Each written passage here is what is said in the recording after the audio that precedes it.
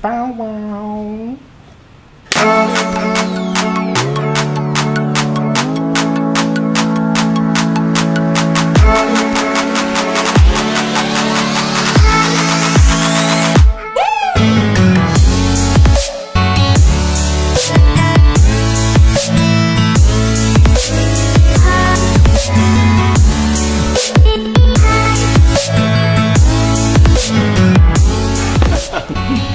We need makeup artists, huh? Yeah. It'd be awesome if we had somebody like, what they call it? A green room? What they have in those sets? That'd be a good idea. Yeah, have her come she could do our makeup and make sure we're all make sure the hair's not too shiny, and the cameras are all looking good, making us pretty.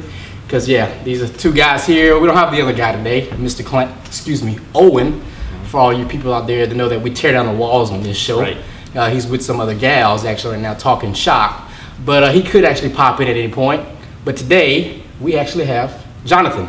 And when Jonathan gives you a big wave, I want to make sure, we're rolling right here. All right. And so may I call you John? Yeah, call me John, that's all right. fine. So my family calls me John. John, all right. That's the nickname, or that's just what they call you? That's kind of a fun story. So we'll start with that. Yeah, when I was born, or before I was born, my parents were trying to figure out a name. And my dad is not the, he was kind of a nerdy kid in school. He still is kind of, he's a peculiar kind of person. Anyway, so when he was younger, he knew some kids named John that he didn't like too much. Yeah.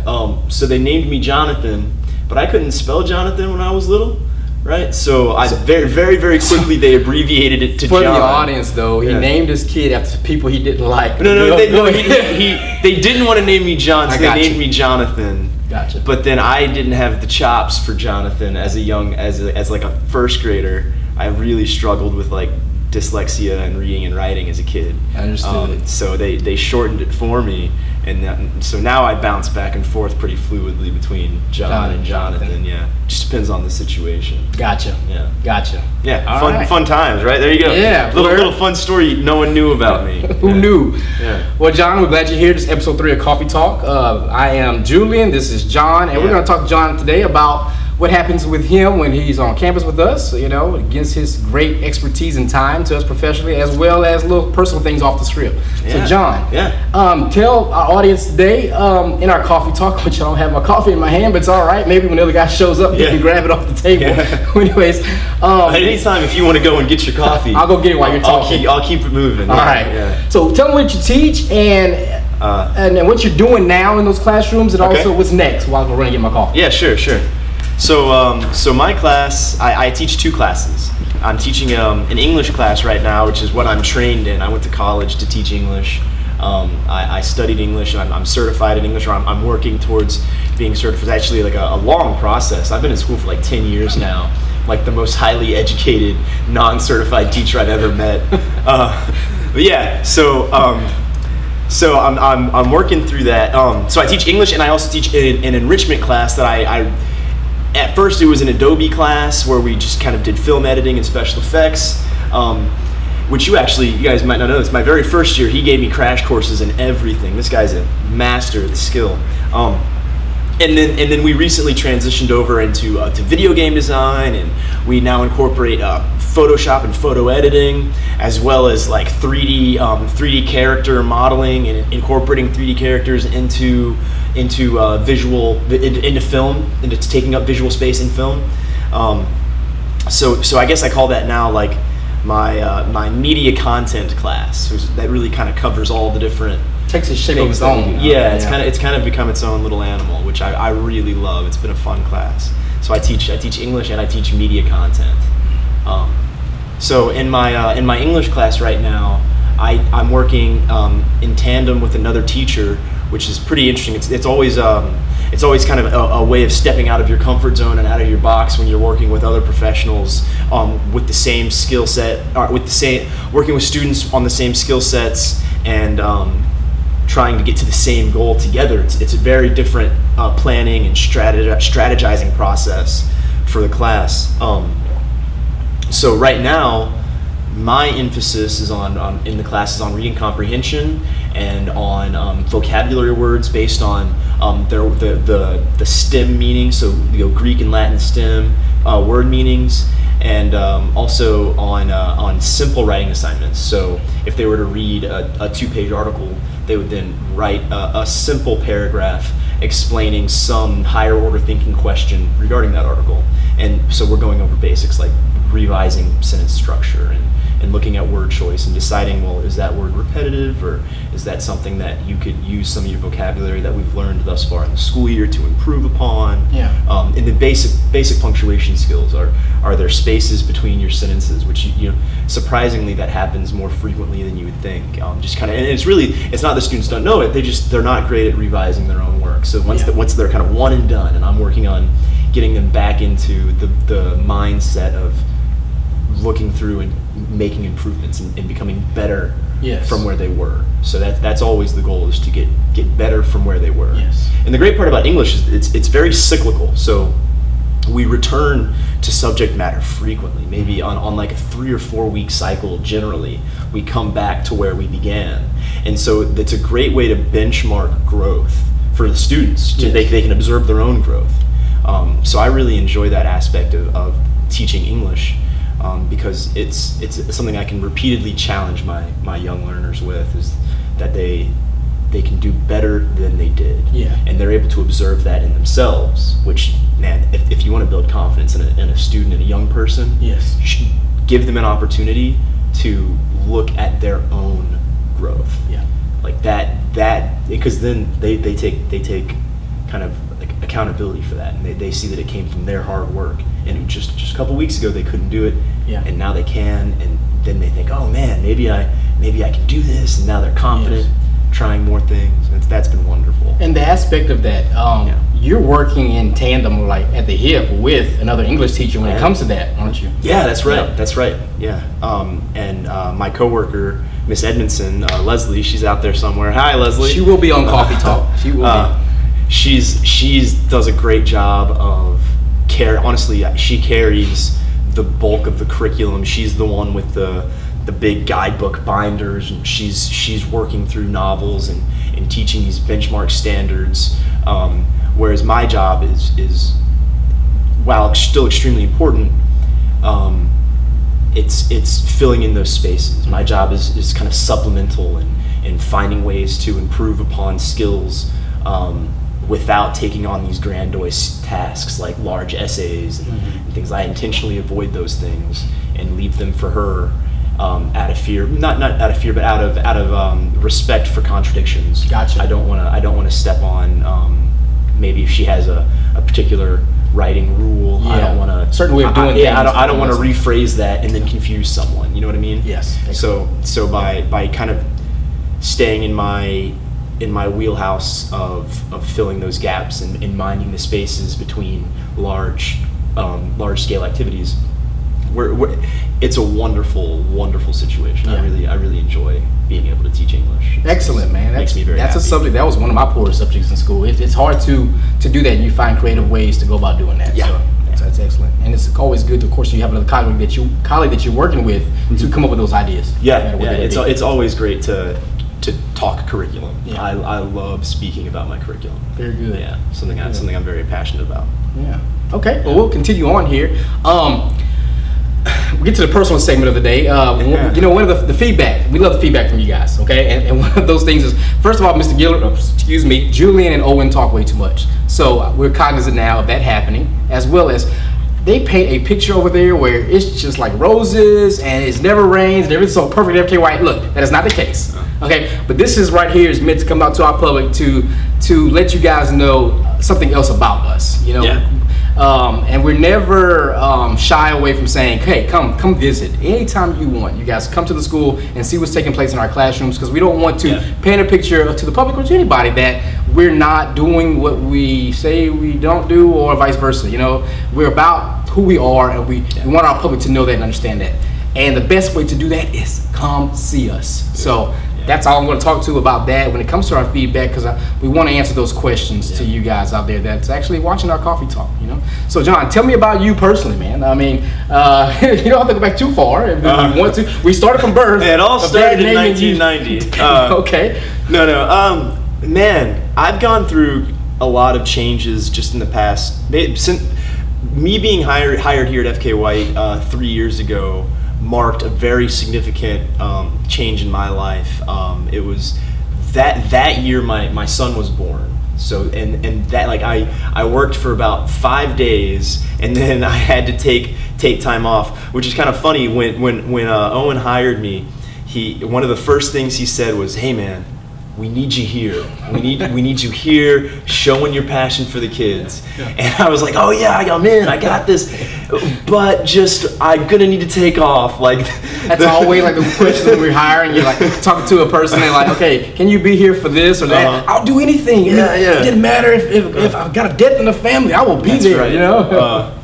So the birth of my son it completely rearranged my mind. Just from the smallest priorities all the way up to the way I eat and sleep, you know, like it changed everything, and for the better, you know. So I'm a very passionate father. If I had to describe myself in a simple sentence, I would say I'm passionate about my child and about your children too. Yeah. Those of you who send your kids here, we are perfect here. It's a very I would say that. I without being cliche, yeah. I really do love working with kids. Yeah. And anybody who knows me, and if you guys come by and just kind of walk around the hallways, I encourage you to come and see our shared passion for what we do. It's exciting. So to explain though about myself, I'm an athlete, I guess, and a very loving father, and I'm kind of learning to balance those two things, which is not always easy. For many years, I was able to kind of just selfishly pursue whatever sport I was obsessed with at the time. For many years, it was soccer, and then before that, it was wrestling, and before that, it was golf, and I got really into weightlifting for a while, which you wouldn't guess. I've lost a little bit of weight. Oh, I'm going to show you a picture of when he was competing. So that's coming. That's coming soon here. Yeah. Do you have pictures of me? Sure do. Wow. All right. I don't know if it's Photoshopped or not, but we'll see. We'll see what becomes of that. Okay. No, I don't think there are any Photoshopped pictures. I was big for a while. Probably 10 pounds heavier than I am now. That's embarrassing. All right. But it's all about the cutness. Oh yeah. The weight is now good. Looking good. Yeah. But yeah, I don't know. What else do you want to know? Okay. Well, that's awesome. I'm glad how you started with that. So before here, where'd you go to school? Where'd you get your degree at? Oh, I heard it. There you go. That's a great question. So I started off at UL Lafayette. I went there for a semester, and then I moved back home back to Lake Charles in 2009, and stayed there until I graduated. Went to McNeese. And I have 2 bachelor's degrees. I have a degree in English, so in English literature, and I also have a degree in history, so both liberal arts degrees. And then I am currently going back to school for a teaching certificate. So that's kind of just chipping away at that. Gotcha. You know. But yeah, I was actually very fortunate.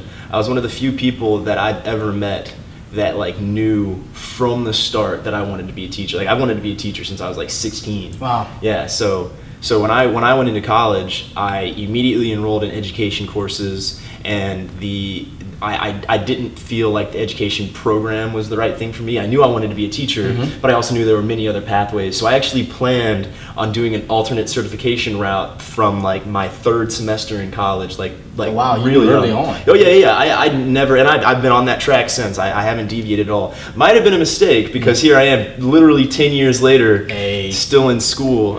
It's about the route and the process. Because fun fact, I did the same thing with my career. I didn't finish in that, but it's not about me. It's about you, the interview. But I had to do an alt-cert route as well. Yeah. Well, I'm glad that it's common and you can go on to be successful from this pathway. That's something that's kind of I'm very interested in trying to carry this. This is my career. This is my profession, and I want to make it mine. Make it my own, and try to grow into the profession as I reach these other kind of signposts of achievement in my career. Excellent. So that's great. Yeah. Yeah. Okay. Yeah. This is John. If you have any questions for him, we're going to get to another little personal part, but hey, email him. Yeah. Can you tell me your email address? I sure can. So it's Jonathan, and then there are many Jonathan Thomases in Cowtree Parish. So a lot of parents didn't like their kids, so they named their kids Jonathan. That's right, yeah. So if you don't like your children, no. So my email address is jonathanm.thomas at CPSB, and you guys can contact me. And if you're ever, especially if your student is in my class, and you really want to embarrass them and you want to see how much fun we're having, I really encourage you just to come by and sit in on a class, even if it's not your kid's class but a different class. You will get a very clear picture of what's going on and how much fun we have. And you know, I really am sincerely proud of the candor and the way that my classroom is executed in the way that we move from curriculum. It's something that I take a lot of pride in, and I would love to show it off. So anytime you guys want to come by, I'd love to see you. He's telling the truth, and the kids do love being in his class. As a matter of fact, he didn't touch on this, but I'll ask him to speak just a little briefly about it. He also runs the chess club. So can you explain that a little bit? All right. Kids want to come there and do things with you. Yeah, so the chess club just kind of, it started kind of as a fluke. My first year teaching, we had like this chess, like I liked playing chess, and I heard that some of the students were good, and they are very good. So I had this competition, like if you could beat me, then I would put your name up on my board and it would be up there all year. Yeah. And that became very, it's like kids wanted to play me to see if they could get their name on the board. And then quickly I realized like I was getting it handed to me by a bunch of kids. Like that first year I probably had 10 or 11 kids get their name on the board. And so I decided that we would have a chess tournament with all these kids who were very, very competent at chess, you know. And we'd have a tournament where I invited some faculty members, myself included, and then all the students who qualified to play in the tournament.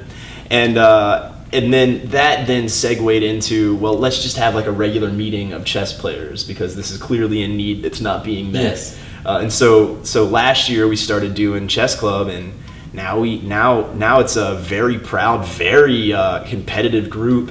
And we don't have any kids, I think, that are being walked on. They're all taking W's from one person or another, and it's great. The only person who loses all the time is me. They're all like, I've learned a lot. In fact, I don't know if you know this, Magnus Carlsen is a famous chess player. He's really young. He's like 24 or 23, and he's right now the world grandmaster, which is like the highest honor you can get in chess. He's a young man. For sports fans, I guess the Tom Brady of chess. If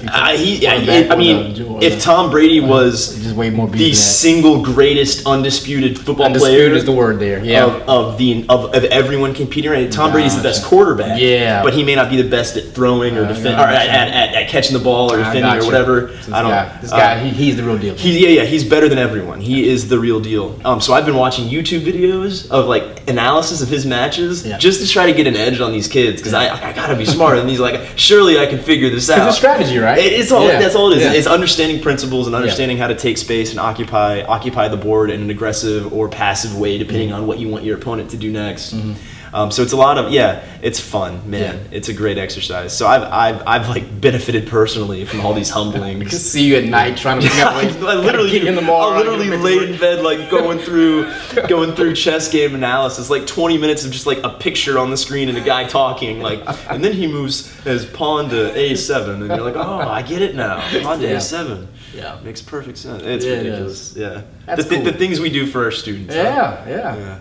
That's awesome. It keeps the process going though. It keeps us young, you know. No, I really love chess club. Yeah, that's been I didn't plan on doing a chess club. It just happened. Yeah. And those are always the best. It is when you just kind of fall into it. Yeah. It is. It begins to take its own identity, whatever it is. Yeah. Okay. Well, we're going to end our segment here with a few questions. What's your favorite Disney movie? Because we're having this Disney theme kind of with our other coffee talks. So what's your favorite one? And I'm sure there's a few wrong answers, but we'll see what you got. All right. I'm the judge of this. So Disney recently purchased Marvel. So you could really factor in some good movies, right? Yeah, you can. You might not have thought of that. I'm having to go animated, huh? Yeah. Well, you can give both. Okay, so I'll go with classic children's Disney movies. We'll stick in that genre for now. it's a tie for me for those two Hawaiian movies. You've got Moana, the kind of tropical theme movie, and then Lilo and Stitch, which I've recently gotten back into. I think it was like circa 2001 or 2002, kind of an older movie. Like a sleeper there. Yeah. Well, so my son just discovered it, and he apparently has like a thing for tropical movies. So he's all about Moana and he's all about Lilo and Stitch. So he'll watch those on repeat. And I discovered that I kind of like them. I will sit down and watch Lilo and Stitch. Moana, I'm really into that because of my boys. Our boys are kind of our first. My firstborn is similar age to John's here. About 6 months older. Yeah, it's very close. And so Moana's always playing in the house and got a YouTube the song for it where you know the soundtrack. Oh man, so wasn't it awesome? Isn't it? Yeah. Yes, I will. Matter of fact, we're gonna end our segment with one of the songs here. Oh, there you go. Yeah, Moana. Hey. Great choice. So bringing it back to my class, if you watch Moana, they do. It's obviously it's all CGI or it's all cartoon, but it's like computer animated cartoons, right? The lighting in that movie and the way that they get 3D objects to respond to light is just incredible. Like they have like a twilight scene for every day that is occupied in the film, and the lighting in that, like the lighting they're able to. The way they're able to get the characters to respond to light is just incredible. And so as someone who teaches this sort of thing, like I have the utmost respect for those professionals who are raising the bar for people like us who are trying to keep up. You know, it's fascinating to watch. Like they've worked so hard, and it's cool to see. Artistic response to that. We never knew. Well, I know because I had a hand in doing the class with you and whatnot. And people don't understand. I mean, photographers do whatever, but light is so important. Light is huge when it comes to that. Yeah, especially when you're talking about like graphic images that don't they're not real. They don't manifest and take space or reflect light. So teaching these objects, teaching a computer to respond to synthetic light is just when it's done well, it's beautiful and it adds depth to projects that we work on. It's pretty cool. That's great, man. Well, guys, I hope you guys got a good insight to John here and things he does in class. Email him. Talk to him. Hey, come talk to him. Ask him, well, maybe not chess strategies. Ask some of our kids the chess strategies. Talk to the kids. Them up, right? I can reference you to some expert children. Well, this is Coffee Talk episode 3. This is one guy, is another guy. Another guy didn't come today, but it's all right. We're going to feed him in to our next episode. Thanks, guys. Have a good one.